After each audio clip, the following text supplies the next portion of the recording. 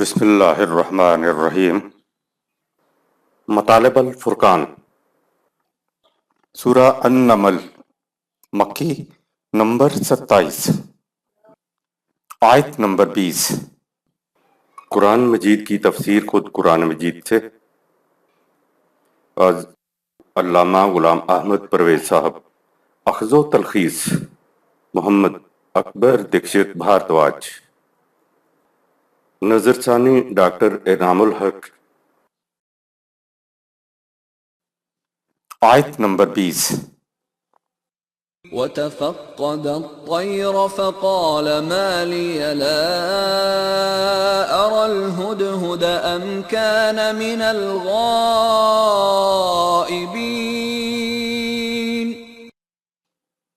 آگے ایک مقام پہ سلیمان علیہ السلام نے گھڑ سوار ہرکاروں کو طلب کیا۔ جب وہ آئے تو سلیمان علیہ السلام نے کہا کہ ان کا سردار ہدہد کہاں ہے؟ مجھے بتاؤ کہ کیا وہ اپنی ڈیوٹی سے غائب ہے یا وہ یوں ہی ادھر ادھر ہے۔ ہدہد کون تھا؟ وَتَفَقَّدُ الطَّيْرَ، سورہ 27 آیت نمبر 20۔ حضرت سلیمان علیہ السلام نے گھوڑوں کے رسالے کو معائنہ کے لیے طلب کیا۔ ظاہر ہے کہ گھوڑوں کا رسالہ موجود نہ تھا، اسی لیے تو طلب کیا گیا۔ الطیر کی وضاحت اوپر آ چکی ہے کہ الطیر تیز رفتار گھوڑوں پر مشتمل رسالے کو کہتے ہیں۔ ایک جگہ سے کوچ کرنے سے قبل حضرت سلیمان علیہ السلام ہر شے کا معائنہ کیا کرتے تھے۔ ویسے بھی ایک سربراہ کو ایسا کرنا بھی چاہیے۔ قرآن میں دوسرے مقام پہ ہے کہ وہ پرندے نہیں تھے، وہ گھوڑے ہی تھے جن کو حضرت سلیمان علیہ السلام نے معائنہ کے لیے بلایا تھا۔ آپ معائنہ کرتے جاتے تھے اور ایک ایک کو تھپکی دیتے چلے جاتے تھے۔ اب یہاں یہ مذہب نے افسانہ بنایا کہ گھوڑوں کا معائنہ کرتے کرتے آپ کی عصر کی نماز قضا ہو گئی۔ غصہ آیا تو سب گھوڑوں کی ٹانگیں کاٹ دیں۔ نماز اپنی قضا ہوئی اور گھوڑوں کی ٹانگیں کاٹ دیں۔ یہ کیا بات ہوئی؟ گھوڑوں کی نماز تو قضا نہیں ہوئی تھی، پھر ان کی ٹانگیں کیوں کاٹی گئیں؟ ایک رسول کو دنیا کے بادشاہوں کے روپ میں پیش کیا جا رہا ہے۔ بہرحال گھوڑوں کا رسالہ آ گیا تو کہا فَقَالَ مَا لِي لَا أَرَى الْهُدْهُدَ أَمْ كَانَ مِنَ الْغَائِبِينَ، سورہ 27 آیت نمبر 20۔ ان کا سردار ہدہد نظر نہیں آتا، وہ کہاں ہے؟ کیا وہ کہیں ادھر ادھر ہے یا اپنی ڈیوٹی سے غائب ہے؟ لشکر کشی کے لیے کوچ کا وقت ہو گیا ہے۔ آگے بڑھنا ہے تو ظاہر ہے انچارج کو ایک ایک چیز کا نوٹس لینا ہوگا کہ ہر شے اپنے اپنے مقام پر ہے اور ہر شخص موجود ہے۔ ہمارے ہاں تفاسیر اور تراجم میں پرندہ ہدہد ہی لکھا ہوا ملے گا، لیکن ہدہد گھوڑوں کے رسالے کا سردار کا نام تھا۔ افسوس اس بات پر ہے کہ ہم قرآن کو کس طرح پیش کر رہے ہیں۔ پہلے مفسر نے ہدہد لکھ دیا تو چلے آ رہے ہیں، پیچھے پیچھے کوئی سوچتا ہی نہیں کہ پہلے تو کیا آج تک پرندوں اور جانوروں کے نام کے اوپر انسانوں کے نام رکھے جاتے ہیں۔ یہ عام رواج تھا۔ تورات کی کتاب سلاطین میں ارم کے بادشاہ کا نام ابن ہدہد لکھا ہوا ہے۔ ملکہ سبا جس کا نام بلقیس بتایا جاتا ہے، اس کے باپ کا نام ہدہد ہے۔ نظر آتا ہے کہ انسانوں کے نام جانوروں اور پرندوں کے ناموں کے اوپر رکھے جاتے تھے۔ کچھ ہی دیر بعد ہدہد آ گیا تو غائب ہونے کی بات پرس ہوئی تو اس نے کہا کہ میں ایک ایسی یقینی خبر لایا ہوں جو پہلے موجود نہیں تھی، سورہ 27 آیت نمبر 22۔ لگتا ہے کہ یہ وہاں کی محکمہ سراغ رسانی کا سربراہ تھا۔ آیت نمبر 21۔ لَأُعَذِّبَنَّهُ عَذَابًا شَدِيدًا أَوْ لَأَذْبَحَنَّهُ أَوْ لَيَأْتِيَنِّي بِسُلْطَانٍ مُبِينٍ۔ اگر وہ اپنی ڈیوٹی سے جان بوجھ کر غیر حاضر ہے تو میں اسے سخت سزا دوں گا۔ اگر اس نے کوئی واضح عذر پیش نہ کیا تو سمجھا جائے گا کہ اس نے فوجی قانون کی خلاف ورزی کی ہے، تو ہو سکتا ہے کہ اسے سزائے موت دی جائے۔ آیت نمبر 22۔ فَمَكَثَ غَيْرَ بَعِيدٍ فَقَالَ أَحَطتُ بِمَا لَمْ تُحِطْ بِهِ وَجِئْتُكَ مِنْ سَبَإٍ بِنَبَإٍ يَقِينٍ۔ کچھ دیر میں ہدہد آ گیا اور اس نے کہا کہ میں تفتیش کی غرض سے سبا کے ملک کے اندر چلا گیا تھا۔ میں وہاں سے ایسی یقینی معلومات لایا ہوں جو اس سے پہلے آپ کے علم میں نہ تھیں۔ آیت نمبر 23۔ إني وجدت امرأة تملكهم وأوتيت من كل شيء ولها عرش عظيم۔ میں نے دیکھا کہ اس ملک پر ایک عورت حکمران ہے اور اس کو سب کچھ میسر ہے، اور اندرونی نظم و نسق اور کنٹرول میں بڑا عظیم الشان ہے۔ عرش عظیم کا مفہوم۔ وَلَہَا عَرْشٌ عظیم، سورہ 27 آیت نمبر 23۔ ملکہ سبا کا نظم و نسق کا کنٹرول بڑا ہی شاندار ہے۔ ویسے تو عرش کے لغوی معنی لکڑی کے بنے ہوئے تخت کے ہی ہیں، لیکن یہاں اس کے مجازی معنی مملکت کے نظم و نسق کا کنٹرول ہے۔ آج کل تو کرسیاں استعمال ہوتی ہیں، پہلے سچ مچ کا ایک محسوس تخت ہوا کرتا تھا جس پر بادشاہ بیٹھ کر حکمرانی کرتا تھا۔ آج بھی ایک شخص کی جگہ جب دوسرا برسر اقتدار آتا ہے تو برسر اقتدار آنے کو تخت نشینی ہی کہتے ہیں۔ جب کسی کا اقتدار ہاتھ سے جاتا رہے یا نظام بدلتا ہے تو اسے تختہ الٹنا ہی کہا جاتا ہے۔ بادشاہ اگر تخت پر بیٹھا ہے تو عرش کے معنی وہی لکڑی کا بنا ہوا تخت ہی ہوگا، ورنہ تخت یعنی عرش حکمرانی کے نظم و نسق کے کنٹرول کی علامت ہوتی ہے۔ جب یہ لفظ خدا کے لیے آتا ہے کہ وہ عرش عظیم پہ متمکن ہے تو یہ بات نہیں کہ وہ ایک بڑے سے لکڑی کے تخت پر بیٹھا ہوا ہے، بلکہ اس کے مجازی معنی ہوتے ہیں کہ تخلیق کردہ اشیاء کے نظم و نسق کا کنٹرول اس نے اپنے پاس رکھا ہوا ہے۔ مسلمانوں کی پہلی تفسیر ایران کے امام طبری نے رسول اللہ صلی اللہ علیہ وسلم سے 250 سال بعد لکھی۔ یہی حال تاریخ طبری کا ہے۔ یہ ایران کے شہر طبرستان کا رہنے والا شیعہ ہے، لیکن دلچسپ بات یہ ہے کہ یہ سنیوں کا امام بھی ہے۔ اس نے معتبر بنانے کے لیے وضعی حدیثوں کی روح سے اپنی تفسیر کو لکھا ہے۔ احادیث چونکہ رسول اللہ صلی اللہ علیہ وسلم سے منسوب ہیں، اس لیے طبری کی تفسیر رسول اللہ صلی اللہ علیہ وسلم کی تفسیر بنا کر پیش کی جاتی ہے۔ اب ہے کس میں جرأت کہ رسول اللہ صلی اللہ علیہ وسلم کی تفسیر سے اختلاف کر سکے۔ اس کے بعد آگے تفاسیر لکھی گئیں یا قرآن کریم کے تراجم ہوئے تو ان کی بنیاد بھی امام طبری کی تفسیر ہی ہے۔ آپ حیران ہوں گے کہ عربوں کے ہاں عرش کو علامت، سمبل قرار دیا جاتا ہے۔ اس کے معنی مرکزی کنٹرول، سینٹرل اتھارٹی ہوتا ہے۔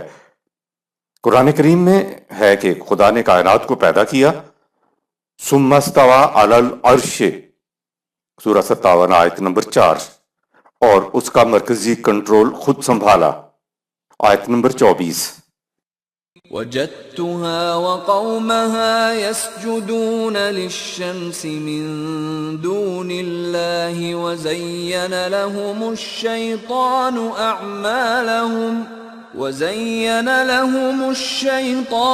أعمالهم فصدهم عن السبيل فهم لا يهتدون۔ میں نے ملکہ اور اس کی قوم کو دیکھا کہ وہ اللہ کی اطاعت کرنے کی بجائے سورج کی پرستش کرتے ہیں۔ ایسا اس لیے ہے کہ شیطان اپنے ہی خود سر جذبات نے ان کے اعمال کو ان کی نگاہوں میں خوشنما بنا رکھا ہے، پس جذبات کی پیروی نے انہیں ایسا روک رکھا ہے کہ وہ صحیح رہنمائی حاصل نہیں کر پا رہے۔ آیت نمبر 25۔ أَلَّا يَسْجُدُوا لِلَّهِ الَّذِي يُخْرِجُ الْخَبْءَ فِي السَّمَاوَاتِ وَالْأَرْضِ وَيَعْلَمُ مَا تُخْفُونَ وَمَا تُعْلِنُونَ۔ سلیمان علیہ السلام نے ہدہد کی معلومات پر کہا کہ حیرت ہے کہ وہ لوگ اس خدا کو اپنا معبود تسلیم نہیں کرتے جو کائنات کے مخفی خزانوں سے ہر چیز کو اندر ضرورت باہر لاتا ہے، اور وہ جانتا ہے جو کچھ تم چھپاتے ہو اور جو کچھ تم ظاہر کرتے ہو۔ آیت نمبر 26۔ اللہ لا الہ الا هو رب العرش العظیم۔ اللہ کے سوا کسی کا اقتدار و اختیار نہیں ہے۔ اس عظیم کارگاہ فطرت کا مرکزی کنٹرول اسی کے ہاتھ میں ہے۔ آیت نمبر 27۔ قال سننظر أصدقت أم كنت من الكاذبين اس کے بعد ہدہد سے مخاطب ہوتے ہوئے سلیمان علیہ السلام نے کہا ہم تحقیق کریں گے کہ تم سچی خبر لائے ہو یا جھوٹی۔ آیت نمبر 28۔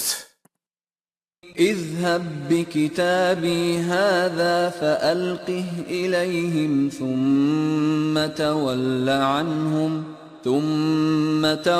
عنهم فانظر ماذا يرجعون۔ سلیمان علیہ السلام نے کہا کہ یہ میرا خط لو اور اسے ان تک، سبا اور اس کے عمرہ تک پہنچا دو، پھر دور ہٹ کر وہیں انتظار کرو اور دیکھو کہ ان کا رد عمل کیا ہوتا ہے۔ آیت نمبر 29۔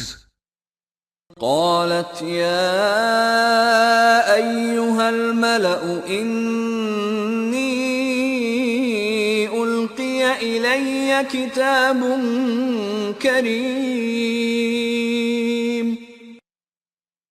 ملکہ سبا نے وہ خط پا کر اپنے مشیروں کی مجلس بلائی اور کہا کہ مجھے یہ خط ملا ہے۔ قرآن نے وضاحت کی ہے کہ حضرت سلیمان علیہ السلام نے چٹھی صرف ملکہ سبا ہی کو نہیں لکھی تھی، لفظ استعمال ہوا ہے الیہم، سورہ 27 آیت نمبر 28، یعنی سبا اور اس کے مصاحب وزراء، عمراء، ارباب حل و عقد، ان سب کی طرف یہ چٹھی لے کر جاؤ۔ ملکہ کی طرف خط مخالف کی طرف سے آیا ہے، لیکن خط میں شائستگی دیکھ کر اس نے خط کو کتاب کریم، سورہ 27 آیت نمبر 29 کہا، یعنی شرافت سے بھرا ہوا خط کہا۔ رسول دوست تو ایک طرف، وہ تو دشمن کو بھی ذلیل کرنے میں خوشی محسوس نہیں کرتے تھے۔ انہو من سلیمان، سورہ 27 آیت نمبر 30، یہ سلیمان علیہ السلام کی طرف سے آیا ہے۔ آیت نمبر 30۔ انہو من سلیمان وانہو بسم اللہ الرحمن الرحیم۔ یہ خط سلیمان علیہ السلام کی طرف سے ہے اور اس کی قواعد یہ بتائی گئی ہے کہ خدا کی صفت رحمانیت اور رحیمیت ربوبیت عامہ کے لیے انسانی معاشرے میں عام ہو جائے۔ بسم اللہ الرحمن الرحیم کا مفہوم قرآن کریم کی سورہ التوبہ کے سوا ہر سورہ سے پہلے یہ الفاظ لکھے ہوتے ہیں، لیکن قرآن کریم کے متن میں یہ الفاظ صرف اس آیت میں آئے ہیں۔ اس کا عمومی ترجمہ کیا جاتا ہے کہ شروع کرتا ہوں اللہ کے نام سے جو مہربان اور بڑا ہی مہربان ہے۔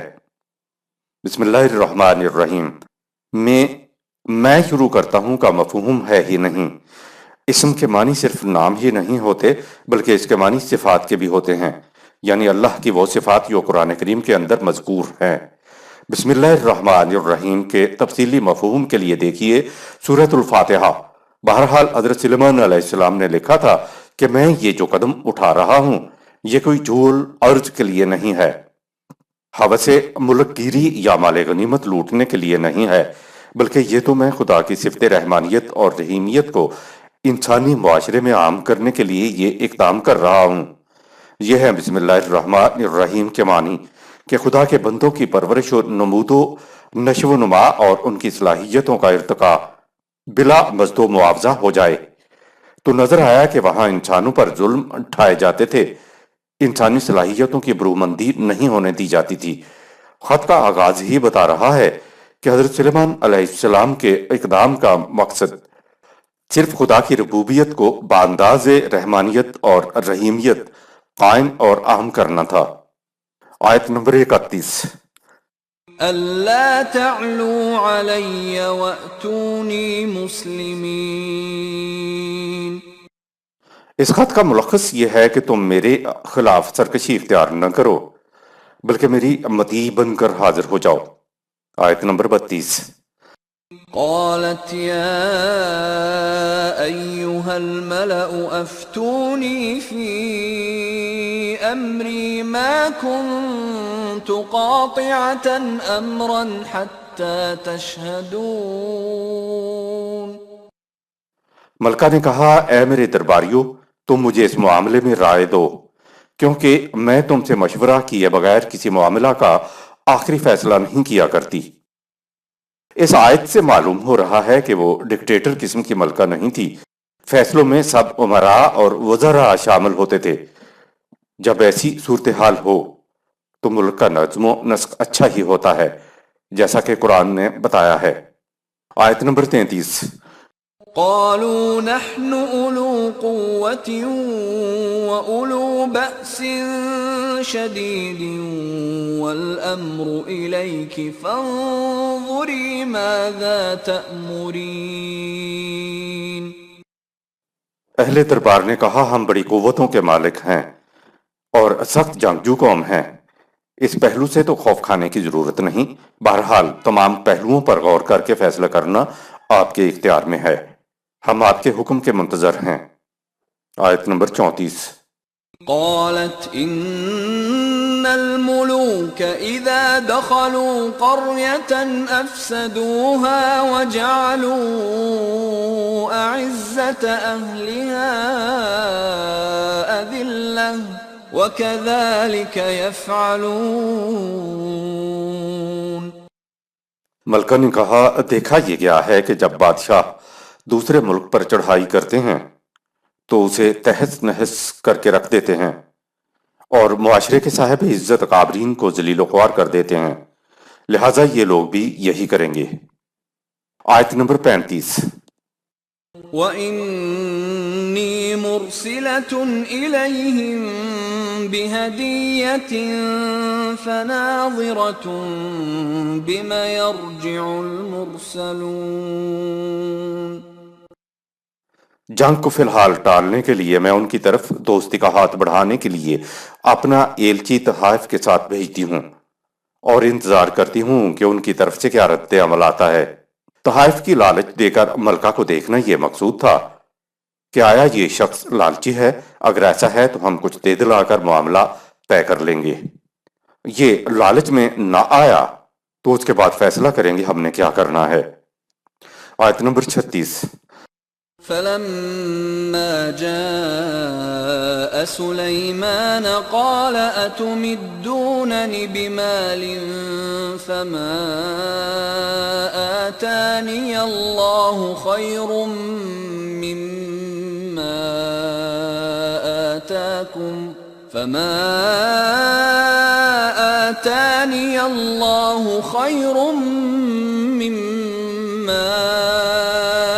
آتَاكُمْ بل انتم بہدیتکم تفرحون۔ جب ملکہ کا ایلچی تحائف لے کر سلیمان علیہ السلام کے پاس آیا تو اس نے کہا کہ کیا تم لوگ مجھے مال کا لالچ دے کر مجھے میرے مقصد سے باز رکھنا چاہتے ہو؟ تمہیں معلوم ہونا چاہیے کہ مجھے خدا نے جو کچھ دے رکھا ہے وہ اس سے کہیں زیادہ اور بہتر ہے جو تمہارے پاس ہے۔ یہ تم ہی لوگ ہو جو تحائف پر خوش ہوتے ہو، یعنی مال و دولت پر اتراتے ہو۔ آیت نمبر 37۔ ارجع الیہم فلنأتینہم بجنود لا قبل لهم بها ولنخرجنهم منها أذلة وهم صاغرون۔ سلیمان علیہ السلام نے ایلچی سے کہا تم واپس اپنی قوم کی طرف جاؤ اور کہو کہ چونکہ تم نے ہماری شرائط تسلیم نہیں کی ہیں اس لیے اب ہمارے لیے اس کے سوا کوئی چارہ نہیں کہ ہم تم پر ایسے لشکروں کے ساتھ چڑھائی کریں گے جن کا تم مقابلہ نہیں کر سکو گے، اور ہم تم کو ملک سے ذلیل و خوار کر کے نکال دیں گے یا پھر تم محکوم زندگی بسر کرو گے۔ آیت نمبر 38۔ قال يا أيها الملأ أيكم يأتيني بعرشها قبل أن يأتوني مسلمين۔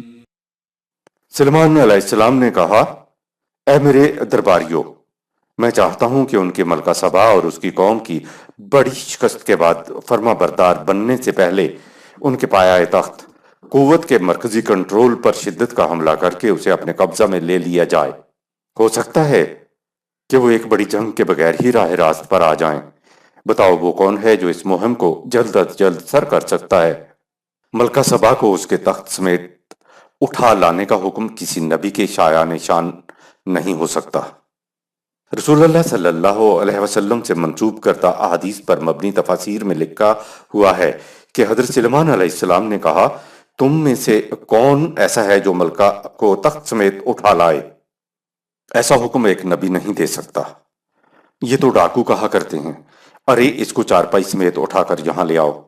ایک نبی جو خدا کی صفت رحمانیت اور رحیمیت کے امتزاج سے انسانوں کی نشو و نما کا مقصد حاصل کرنا چاہتا ہے، وہ ایسا نہیں کہہ سکتا کہ اس کا عرش اٹھا کر لے آؤ۔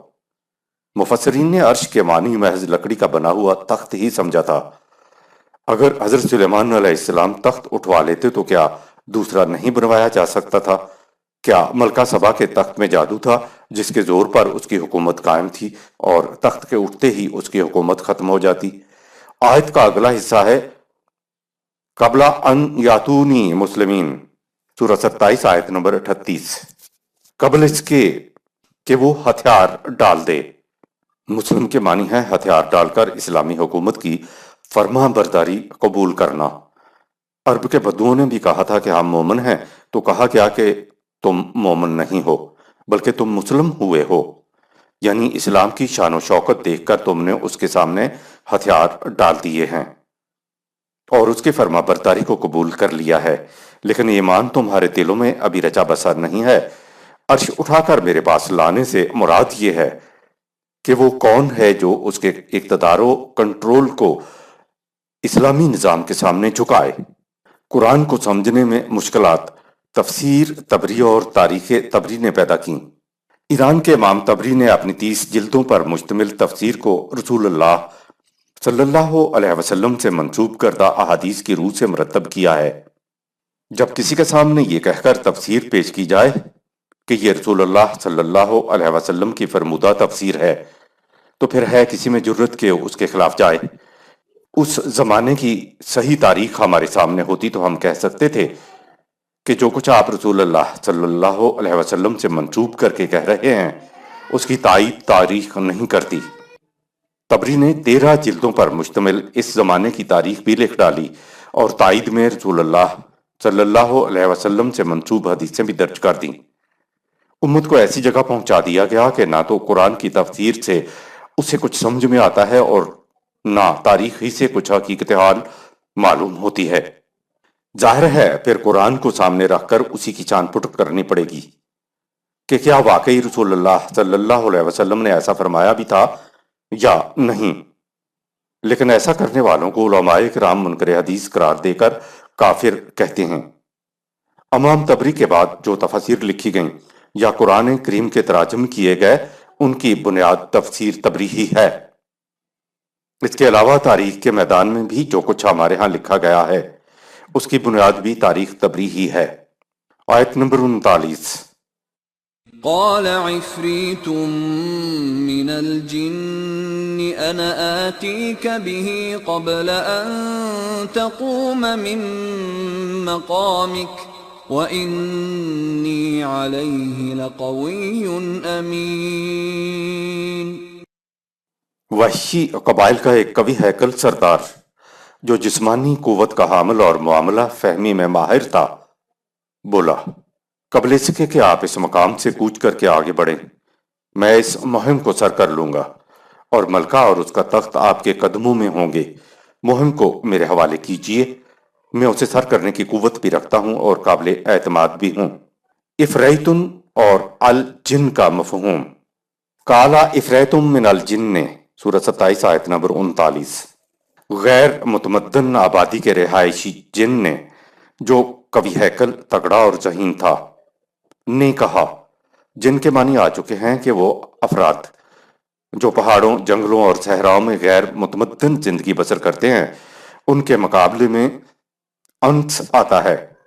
اس کے معنی ہے وہ جو شہروں میں مل جل کر متمدن زندگی بسر کرتے ہیں۔ دوسرا لفظ افریت ہے۔ یہ لفظ عربی زبان میں اس کے لیے آتا ہے جو جسمانی طور پر قوی ہیکل اور بہت تگڑا ہو اور ذہنی طور پر بھی بہت تیز ہو۔ جب سلیمان علیہ السلام نے پوچھا تو ایک غیر متمدن جن انسان نے کہا، آتی کا بہی قبلہ ان تقوم من مقامکا، سورہ 27 آیت نمبر 39۔ قبل اس کے کہ آپ اس مقام سے کوچ کریں میں اس کے اقتدار و کنٹرول کو لے آؤں گا، یعنی اس کا اقتدار اور کنٹرول نظام خداوندی کے سامنے سرنگوں ہوگا۔ ذہن میں نظر نہ آنے والا جن سمایا ہوا ہو تو پھر یہی ذہن میں آتا ہے کہ جن بہت تھوڑے وقت میں تخت لانے کی بات کر رہا ہے۔ یہ بات نہیں ہے۔ کہنے والے کو حضرت سلیمان علیہ السلام کے کوچ کرنے کے وقت کا علم ہوگا، اس لیے کہا کہ میں اس مہم کو آپ کے کوچ کرنے سے پہلے سر کر لوں گا۔ کمانڈر اپنا اور اپنی زیر کمان فوج کا ترجمان ہوتا ہے۔ پہلے سر کر لوں گا سے مراد یہ نہیں ہے کہ وہ اکیلا ہی ایسا کرے گا، نہیں، یہ ذکر پہلے آ چکا ہے کہ حضرت سلیمان علیہ السلام کی فوج میں جن و انسان بھی تھے۔ لگتا ایسا ہے کہ یہ شخص جنوں پر مشتمل انسانی فوج کا سربراہ تھا۔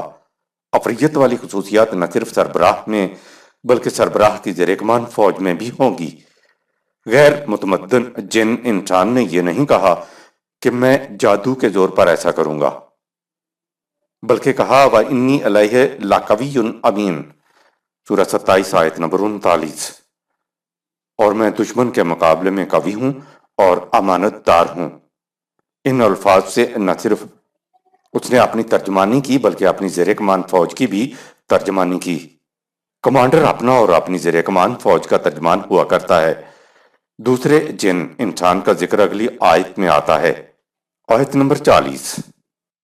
قال الذي عنده علم من الكتاب أنا آتيك به قبل أن يرتد إليك طرفك فلما رآه مستقرا عنده قال هذا من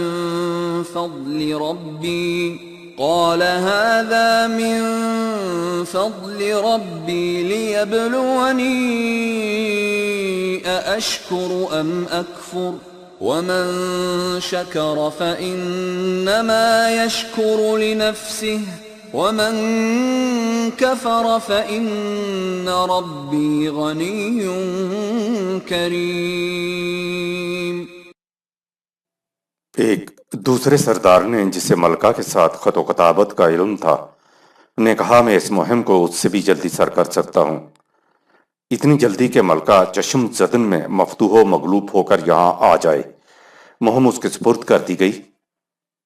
جب سلیمان علیہ السلام نے فتح کی خبر سنی اور مال غنیمت کو اپنے سامنے دیکھا تو اس نے کہا کہ یہ میرے رب کا فضل ہے تاکہ وہ دیکھے کہ میں مال و اسباب کو قوانین خداوندی کے مطابق صرف میں لا کر اپنی ذات کی صلاحیتوں کی نشو و نما کرتا ہوں۔ اشکر یا مال و اسباب کو اپنے جذبات و خواہشات کے مطابق صرف میں لا کر اپنی ذات کی صلاحیتوں کو مزمحل کر لیتا ہوں۔ کفرا، اور جو شکر گزاری کرتا ہے تو وہ اپنے ہی نفع کے لیے کرتا ہے، اور جو نا شکر گزاری کرتا ہے تو وہ اپنی ذات کو مزمحل کر کے اپنا ہی نقصان کرتا ہے۔ انسانوں کے صحیح اور غلط اعمال سے نہ تو خدا کا کچھ سنورتا ہے اور نہ کچھ بگڑتا ہے۔ وہ انسانی اعمال کے ما حاصل سے بے نیاز ہے۔ پلک جھپکنے میں یا چشم زدن میں کچھ کرنا ایک محاورہ ہے۔ یہ الفاظ محاورے کے طور پر استعمال ہوتے ہیں جس کے معنی ہیں بہت جلدی، یعنی جتنا دوسرے شخص نے مہم سر کرنے کا وقت بتایا ہے اس سے بھی کم وقت میں یہ مہم سر کر سکتا ہوں۔ ہم بھی محاورتاً کہتے ہیں کہ آنکھ جھپکتے ہی معاملہ بگڑ گیا۔ کوئی معاملہ آنکھ کے جھپکنے کی دیر میں نہیں بگڑا کرتا، جلدی ہو جانے کو آنکھ جھپکنے میں ہو جانا کہتے ہیں۔ یا ہم کہتے ہیں آنکھ جھپکنے سے پہلے پہنچ، تو اس کے معنی ہے بہت جلدی پہنچ۔ یہ ملکہ سبا نہیں تھی یا اس کا تخت نہیں تھا، بلکہ یہ مال غنیمت تھا جو حضرت سلیمان علیہ السلام کے سامنے پیش کیا گیا، جسے دیکھ کر آپ نے کہا ھذا من فضل ربی سورہ 27 آیت نمبر 40۔ یہ میرے رب کا فضل ہے۔ فتح کے بعد دشمن کا مال قبضے میں آ جانے سے مراد یہ ہے کہ ملکہ سبا کا عرش تخت یعنی اس کی مملکت کے ایک بہت بڑے حصے پر اقتدار اور کنٹرول حضرت سلیمان علیہ السلام کی طرف منتقل ہو گیا ہے۔ آیت نمبر 41۔ قال نكروا لها عرشها ننظر أتهتدي أم تكون من الذين لا يهتدون؟ ملکہ سبا کا دارالسلطنت ابھی محفوظ تھا تو سلیمان علیہ السلام نے اہل لشکر سے کہا کہ تم دیگر مقامات کو نقصان نہ پہنچاؤ، دارالسلطنت پر اس شدت سے حملہ کرو کہ اس کا حلیہ بگڑ جائے، پھر دیکھتے ہیں کہ اس کی عقل ٹھکانے پر آتی ہے یا نہیں۔ تخت کا حلیہ بگاڑنے کا مفہوم کالا ناکرو لہا عرشہا، سورہ 27 آیت نمبر 41۔ اس کا عمومی ترجمہ کیا جاتا ہے حضرت سلیمان علیہ السلام نے کہا کہ اس کے تخت کا حلیہ بگاڑ دو یا اس کی شکل بدل دو۔ یہاں لفظ عرش ہے، یہ لفظ قرآن کریم کے دیگر مقامات پر بھی استعمال ہوا ہے، مثلا ثم استوى علی العرش، سورہ 10 آیت نمبر 3۔ تخلیق کائنات کے بعد پھر خدا نے کائنات کے اقتدار و کنٹرول کو سنبھالا۔ اگر حضرت سلیمان علیہ السلام نے لکڑی کے بنے تخت کی شکل بگاڑنے کے لیے ہی کہا تھا تو کیا ملکہ ایک اور تخت نہیں بنوا سکتی تھی؟ عرش کے معنی اقتدار و کنٹرول کے ہیں۔ آج بھی جب ہم کسی کے تخت و تاج کی تعریف کرتے ہیں تو یہ اس کی مملکت کے نظم و نسق کے بہترین کنٹرول اور قوت کی تعریف ہوتی ہے۔ تخت نشین ہونے کے معنی یہ نہیں ہوتے کہ وہ سچ مچ لکڑی کے بنے ہوئے تخت پر بیٹھ گیا۔ تخت کے معنی مرکزی کنٹرول ہوتا ہے۔ حضرت سلیمان علیہ السلام نے کہا یہ تھا کہ وہ کون ہے جو اترائی ہوئی ملکہ کے اقتدار کو تھوڑا سا دھچکا پہنچائے، یعنی ہلکا سا حملہ کرے، اتنے ہی سے معلوم ہو جائے گا کہ وہ کتنے پانی میں ہے یا اس کا کنٹرول کتنا مضبوط ہے، اور یہ کہ وہ راہ راست پر آتی ہے یا نہیں۔ پہلے شخص نے کہا جب تک آپ اس مقام سے کوچ کریں گے میں یہ مہم سر کر لوں گا۔ دوسرے نے کہا کہ یہ مدت زیادہ ہے، میں اس سے بھی کم مدت میں مہم سر کر لوں گا، کیونکہ میں الکتاب یعنی اس فوجی حکمت عملی سے آگاہ ہوں جو ایسی مہم کو تیزی کے ساتھ سر کرنے کے لیے استعمال کی جائے۔ علم الکتاب سے مراد یہ بھی ہو سکتا ہے کہ اس کو حضرت سلیمان علیہ السلام اور ملکہ سبا کے درمیان خط و کتابت کا علم تھا۔ ناکرو کا مفہوم ابن فارس نے کہا ہے کہ ناکرو ایسی بات کو کہتے ہیں جو خوش آئند نہ ہو، جسے قبول نہ کرے، اور تاج العروج کے مطابق ناکر الامر کہتے ہیں کہ معاملہ دشوار ہو گیا۔ النکرا مصیبت اور سختی کو کہتے ہیں، نکرا الدہر زمانے کی سختی کو کہتے ہیں۔ آیت نمبر 42۔ فلما جاءت قيل أهكذا عرشك قالت كأنه هو وأوتينا العلم من قبلها وكنا مسلمين۔ ملکہ سبا شکست کے بعد جب سلیمان علیہ السلام کے سامنے آئی تو سلیمان علیہ السلام نے پوچھا کیا تمہاری قوت ایسی ہی تھی کہ تم شکست کھا گئیں؟ ملکہ نے کہا ہاں، ہماری قوت ایسی ہی تھی اور ہمیں اس کا پہلے ہی احساس ہو گیا تھا، اور اب ہم آپ کے مطیع و فرمانبردار ہیں۔ ملکہ سبا کا باوقار اعتراف۔ فلما جاءت قیل اہکذا عرشک، سورہ 27 آیت نمبر 42۔ عمومی طور پہ تو یہی کہا جاتا ہے کہ ملکہ کے تخت کے حلیے کو بگاڑ دیا گیا تھا، اس لیے جب ملکہ آئی تو اسے کہا کہ دیکھو یہ ہے تمہارا تخت۔ قالت کا انہ ہوا، سورہ 27 آیت 42۔ اس نے کہا یہ وہ نہیں ہے۔ حقیقت یہ ہے کہ نہ تو لکڑی کے تخت کا حلیہ بگاڑا گیا تھا اور نہ حلیہ بگڑے تخت کو سامنے پیش کیا گیا تھا۔ عرش کے معنی اقتدار، قوت اور کنٹرول ہے۔ جب ملکہ آئی تو حضرت سلیمان علیہ السلام نے پوچھا کیا تمہاری قوت، اقتدار اور کنٹرول ایسا ہی تھا کہ تم شکست کھا گئیں؟ کیا تم اپنی اسی قوت پر اترا رہی تھیں؟ عرش کے معنی اقتدار، قوت اور کنٹرول کے ہوتے ہیں۔ ملکہ نے بڑے ہی وقار کے ساتھ جواب دیا، قالت کا انہ ہوا، سورہ 27 آیت نمبر 42۔ اس نے کہا ہاں، میری قوت کچھ ایسی ہی تھی۔ کا انہ میں قاف نے بتا دیا کہ بس ایسی ہی تھی، یعنی میری قوت تمہارے مقابلے کی نہیں تھی۔ آیت نمبر 43۔ وصدها ما كانت تعبد من دون الله إنها كانت من قوم كافرين۔ وہ امتی تو بہت پہلے ہو جاتی، لیکن جن چیزوں کی وہ قوم خدا کو چھوڑ کر پرستش کرتی تھی وہ چیزیں متی ہونے کے راستے میں حائل تھیں۔ اس کا خیال تھا کہ اس کے معبود اس کی ضرور مدد کریں گے، لیکن اس کا خیال غلط ثابت ہوا اور وہ ایک کافر قوم میں سے تھی۔ دل و دماغ میں راسخ ہو جانے والا غلط عقیدہ دلیل کے راستے میں رکاوٹ بن جایا کرتا ہے۔ ملکہ کہہ رہی ہے کہ معلومات کے ذریعہ مجھے اپنی اور تمہاری قوت کا اندازہ ہو گیا تھا، لیکن متی ہو جانے میں جو چیز حائل تھی وہ ہماری معبودوں کی پرستش تھی، اور یہ عقیدہ تھا کہ ہمارے معبود ہماری مدد کریں گے۔ اس وجہ سے میں پہلے سے متی نہ ہوئی۔ قرآن نے بتایا کہ غلط عقیدہ دل و دماغ میں راسخ ہو تو ایسے حالات میں انسان عقل و فکر اور سمجھ بوجھ سے کام نہیں لیتا۔ عقیدہ صحیح راستے پر آنے کی راہ میں رکاوٹ ہوا کرتا ہے۔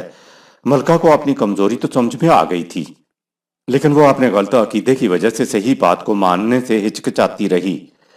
یہ اس زمانے کی ہی بات نہیں ہے، آج بھی غلط عقیدہ صحیح راستے پر آنے کی راہ میں رکاوٹ ہے۔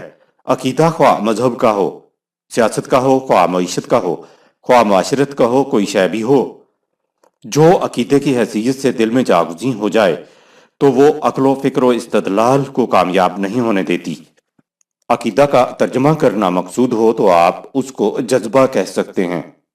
انسان کے جذبات اس کی عقل کے اوپر حاوی ہو جاتے ہیں۔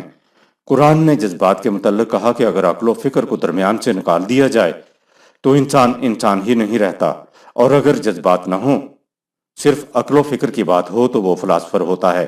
جذبات کے فقدان کی وجہ سے کسی فلاسفر نے عملی اور تعمیری طور پر کچھ کر کے نہیں دکھایا۔ اسی طرح عقیدت مندی کے ماروں نے بھی کچھ کر کے نہیں دکھایا، کیونکہ ان کے پاس صرف جذبات ہوتے ہیں، عقل و فکر ساتھ ہوتی ہی نہیں۔ نہ تو فلاسفر کچھ کر کے دکھا سکے اور نہ عقیدت مند خانقاہیت کی خلوت قدوں میں کچھ کر کے دکھا سکے۔ قرآن کہتا ہے کہ حقائق کو دماغ کے راستے قلب میں اترنا چاہیے، لیکن قلب میں حقائق اتریں گے فکر ہی کے راستے سے۔ عقیدت مندی تو خالص جذباتی چیز ہے، یہ راستے میں حائل ہو جاتی ہے۔ حقیقت میں لڑائی یا کشمکش استدلال اور جذبوں میں ہوا کرتی ہے۔ جب استدلال دماغ کے راستے قلب میں اترتا ہے تو پھر کوئی کشمکش نہیں ہوتی۔ ملکہ نے یہی بات کی کہ میں سمجھ تو گئی تھی، لیکن مذہب کی عقیدت مندی راستے میں حائل تھی۔ قرآن نے مذہبی رہنماؤں کے بارے میں کہا، الاحبار والرہبان لا یاکلون اموال الناس بالباطل ویصلون عن سبیل اللہ، سورہ 9 آیت نمبر 34۔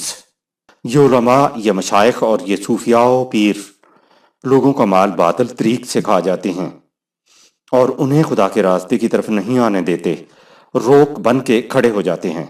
دراصل یہ خدا کے راستے پر لائن بنا کر روک نہیں بنتے، یہ تو ان کے پھیلائے ہوئے غلط عقائد ہوتے ہیں، جن کو یہ روز واعظوں، نصیحتوں اور ذکروں میں ذہن نشین کراتے ہیں۔ ایسے عقائد رکاوٹ بن کر کھڑے ہو جایا کرتے ہیں۔ آیت نمبر 44۔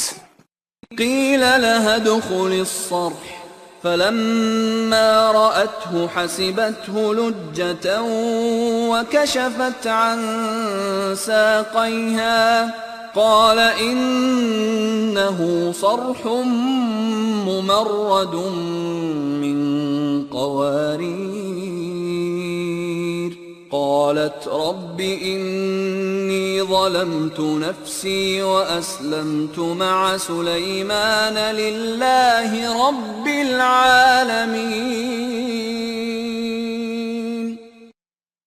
سلیمان علیہ السلام نے ملکہ سے کہا محل میں داخل ہو جاؤ، تو اس نے اس کے فرش کو گہرا پانی خیال کیا اور وہ گھبرا سی گئی۔ سلیمان علیہ السلام نے کہا گھبراؤ مت، یہ تو شیش محل کا فرش ہے۔ خدا کی طرف سے سامان آرائش و آسائش کو دیکھ کر ملکہ سبا نے کہا، اے میرے نشو و نما دینے والے، میں نے اپنے آپ پر بڑی زیادتی کی جو تجھے چھوڑ کر باطل معبودوں کی پرستش کرتی رہی۔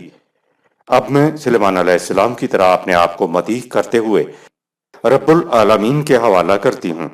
دلخراش تفسیر کے ملکہ کی پنڈلیوں پر بال تھے۔ کشفت عن ساقیہا، سورہ 27 آیت نمبر 44۔ عمومی ترجمہ کیا جاتا ہے کہ ملکہ نے اپنے پنڈلیوں کو ننگا کیا، یہ ترجمہ غلط ہے۔ تفاسیر میں ہے کہ ملکہ بڑی حسین و جمیل تھی۔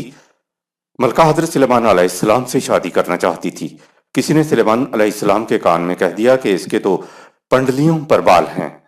پنڈلیوں کے بال دیکھنے کے لیے شیشے کا فرش بنایا گیا، فرش کے نیچے پانی چھوڑ دیا گیا اور ملکہ سے کہا چلو۔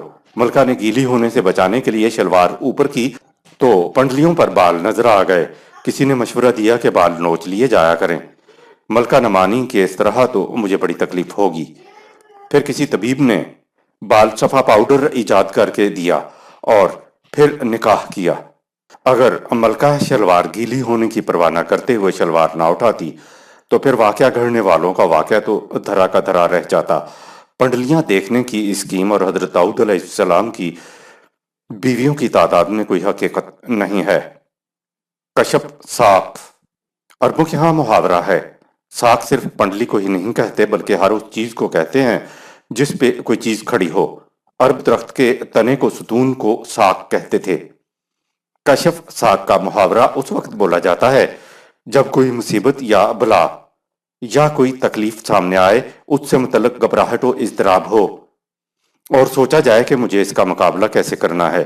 عربی زبان کے محاورے میں اسے کشف ساق کہتے ہیں۔ مصیبت کا مقابلہ کرنا ہو یا اس سے بھاگنا ہو، دونوں صورت میں انسان شلوار کو ذرا ٹانگ لیتا ہے۔ یہاں سے اس محاورے کی ابتدا ہوئی جس کے معنی ہیں گھبراہٹ یا مصیبت کا مقابلہ کرنے یا بھاگنے کے لیے شلوار یا تہبند کو اونچا کر لینا۔ قرآن نے کشف ساق کو ایک دوسرے مقام پہ بھی استعمال کیا ہے۔ قیامت کا دن ہے، سامنے ہولناک تباہیاں ہیں، تو کہا یوم یکشف عن ساق، سورہ 68 آیت نمبر 42۔ اس دن پانچے اٹھائیں گے، یعنی ہولناکیوں اور گھبراہٹ کے عالم میں مبتلا ہوں گے۔ حضرت سلیمان علیہ السلام کے واقعہ میں کشف ساق کے گھبراہٹ مانی لینے میں کیا قباحت ہے؟ ملکہ سبا ایک ملک کی بادشاہ تھی تو ظاہر ہے کہ وہ اکیلی نہیں آئی ہوگی۔ حضرت سلیمان علیہ السلام نے اس کی گھبراہٹ کو دیکھ کر کہا کالا انہو سرح ممرۃ من قواریر، سورہ 27 آیت نمبر 44۔ گھبراؤ مت، یہ تو یوں ہی کچھ زیب و زینت کی چیزیں ہیں، کچھ نگ جڑے ہوئے ہیں، کچھ شیشہ بھی نظر آ رہا ہے۔ قرآن اگلی کڑیوں کو درمیان میں چھوڑ دیتا ہے۔ حضرت سلیمان علیہ السلام نے سمجھایا ہوگا تو ملکہ نے کہا قالت رب انی ظلمت نفسی، سورہ 27 آیت نمبر 44۔ یہاں لفظ رب نے بتا دیا کہ وہ مسلمان ہو گئی کہ اے میرے رب، واقعی میں نے اس سے پہلے اپنے آپ پر زیادتی کی ہوئی تھی۔ ملکہ کے بیان کا یہ حصہ انی ظلمت نفسی، سورہ 27 آیت نمبر 44 تو منفی پہلو ہے۔ مثبت پہلو ہے وَأَسْلَمْتُ مَعَ سُلَيْمَانَ لِلَّهِ رَبِّ الْعَالَمِينَ، سورہ 27 آیت نمبر 44۔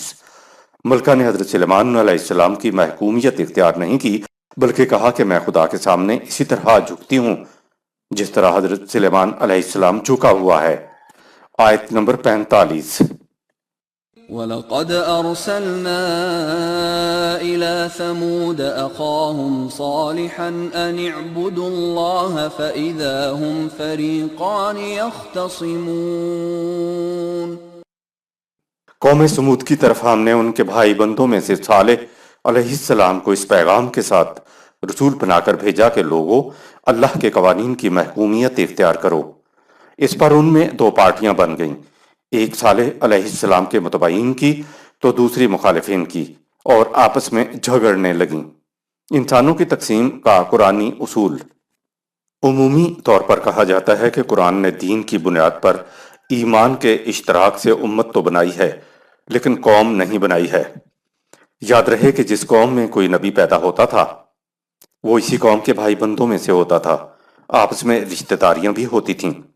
رسول اللہ صلی اللہ علیہ وسلم کے تمام عزیز و اقارب قریش ہی تھے، یعنی اس اعتبار سے قریش آپ صلی اللہ علیہ وسلم کے بھائی بند تھے۔ قوم میں رہنے کی وجہ سے انبیاء کرام یہی کہتے تھے کہ اے میری قوم کے لوگوں، جو لوگ اس قوم میں سے ایمان لے آتے وہ اس نبی کی امت کہلاتے تھے، یعنی وہ ایک الگ قوم بنتے چلے جاتے تھے۔ ایسے لوگوں کے لیے قرآن نے امت کا لفظ استعمال کیا ہے، بہرحال قرآن نے امت کے لیے بھی قوم کا لفظ استعمال کیا ہے۔ قرآن صحیح اور غلط راستہ بتا کر کہتا ہے فَمِنْكُمْ كَافِرٌ وَمِنْكُمْ مُؤْمِنٌ، جو چاہے اپنے اختیار و ارادے سے صداقتوں کا انکار کر کے کافر ہو جائے اور جو چاہے صداقتوں پر ایمان لا کر مومن بن جائے۔ قرآن نے صداقتوں کے قبول و انکار کے اعتبار سے دو گروہ گنوائے، یعنی ایک ماننے والے حزب اللہ اور دوسرے نہ ماننے والے حزب الشیطان۔ سورہ 58 آیت نمبر 19۔ تمام مذہب پرستوں اور لادین دہریوں کو قرآن انکار کرنے والے گروہ ہی میں شمار کرتا ہے۔ اگرچہ حضرت صالح علیہ السلام اپنی قوم میں سے ہی تھے، لیکن آپ کو اس قوم کا فرد کہنے کی بجائے اخاہم کہا۔ وہ قوم کے اندر سے تھے، ان کے بھائی بندوں میں سے تھے۔ جب حقیقی اخوت کی بات آئی تو قرآن نے کہا انما المؤمنون اخوہ، یقیناً مومنین ایک دوسرے کے بھائی ہیں۔ ایمان کے بعد قومی رشتے کی روح سے بھائی بندی ختم ہو جاتی ہے اور ایمان کے رشتے سے سب ایمان والے ایک دوسرے کے بھائی بن جاتے ہیں۔ دین کی غرض و غائب، انعبدوا اللہ، سورہ 27 آیت نمبر 45۔ محکومیت صرف قوانین خداوندی کی کرو، یہ ہے اصل دین۔ کسی انسان کو حق حاصل نہیں ہے کہ وہ دوسرے انسانوں کو اپنے کسی فیصلے یا قانون کا محکوم بنائے، یا وہ خود کسی کے فیصلے یا قانون کا محکوم بنے۔ یہ شرف انسانیت کے منافی ہے کہ وہ کسی انسان کے سامنے جھکے۔ یہ ہے دین علیہ السلام کی علت و غایت و غرض۔ ایک رسول خود اپنی محکومیت بھی اختیار نہیں کرتا تھا، بلکہ وہ خود سب سے پہلے قوانین خداوندی کے سامنے سر تسلیم خم کر کے کہتا وَأَنَا أَوَّلُ الْمُسْلِمِينَ، بلکہ وہ تو خود سب سے پہلے قوانین خداوندی کے سامنے سر تسلیم خم کر کے کہتا وَأَنَا أَوَّلُ الْمُسْلِمِينَ، سورہ 6 آیت نمبر 163۔ میں قوانین خداوندی کے سامنے سب سے پہلے سر تسلیم خم کرتا ہوں۔ پہلے تو حضرت صالح علیہ السلام اسی قوم میں پیدا ہونے کی نسبت سے اپنی قوم کے بھائی بند تھے، لیکن جب قوم ایمان کی بنیادوں پر دو گروہوں میں تقسیم ہوئی تو فَإِذَا هُمْ فَرِيقَانِ يَخْتَصِمُونَ، سورہ 27 آیت نمبر 45۔ دونوں گروہوں کے افراد میں خصومت یعنی عداوت پیدا ہو گئی، ایک دوسرے کے ساتھ مزاحمت پیدا ہو گئی۔ اب اخوت کا رشتہ ختم ہو گیا۔ آیت نمبر 46۔ قال يا قوم لم تستعجلون بالسيئة قبل الحسنة لولا تستغفرون الله لعلكم ترحمون۔ مخالفین کہتے تم اس تباہی کو لے کیوں نہیں آتے جس کی تم دھمکی دیتے رہتے ہو۔ صالح علیہ السلام نے ان سے کہا اے میری قوم کے لوگو، تم زندگی کی خوشگواریوں سے پہلے تباہیوں اور بربادیوں کے لیے کیوں جلدی مچا رہے ہو؟ تم تباہیوں سے محفوظ رہنے کے لیے خدا سے سامان حفاظت کیوں طلب نہیں کرتے؟ اس سے نہ صرف یہ کہ تم ان تباہیوں سے محفوظ رہ جاؤ گے، بلکہ تمہاری نشو و نما کا سامان بھی بافرات مل جائے گا۔ آیت نمبر 47۔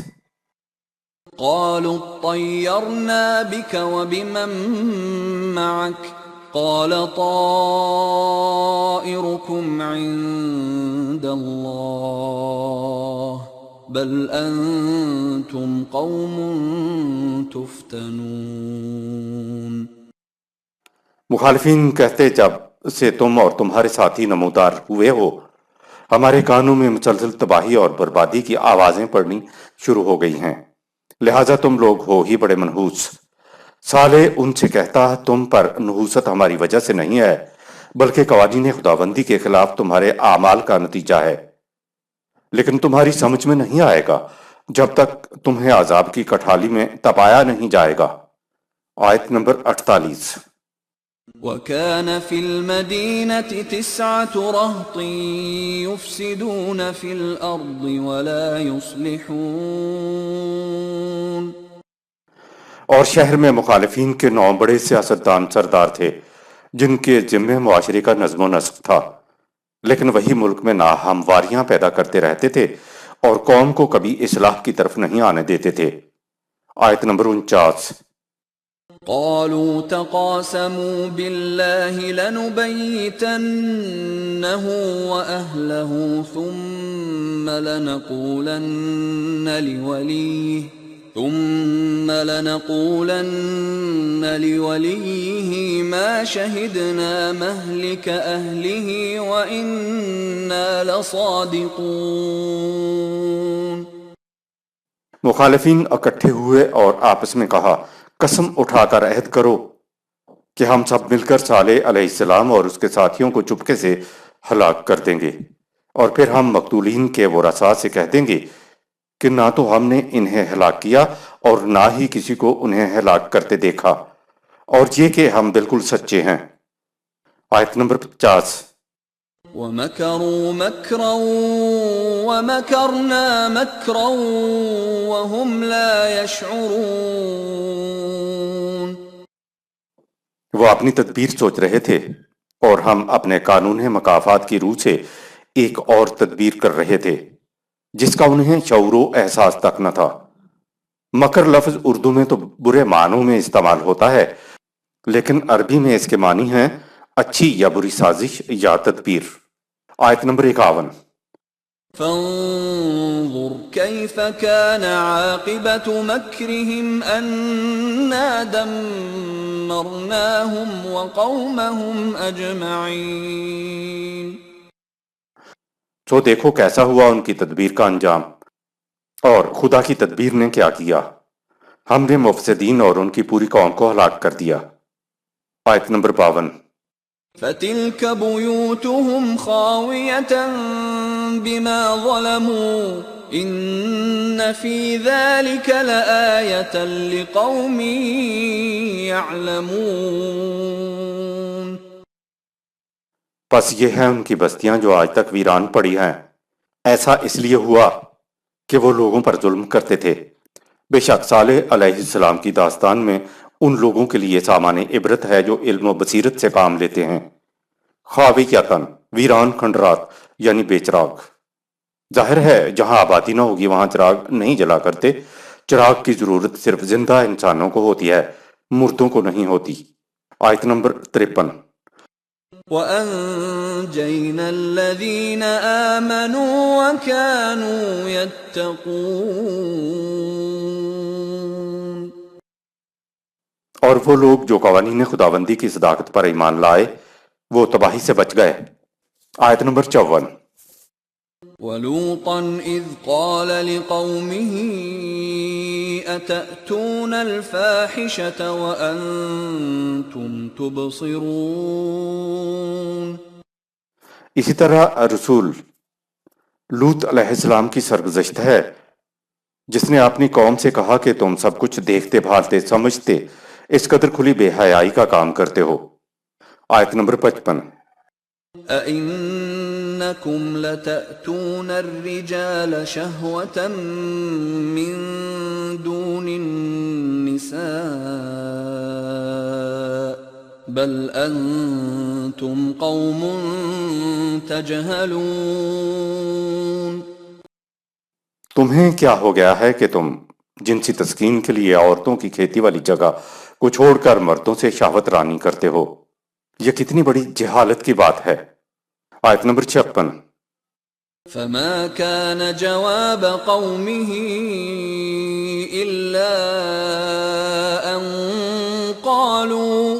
إلا أن قالوا أخرجوا آل لوط من قريتكم إنهم أناس يتطهرون۔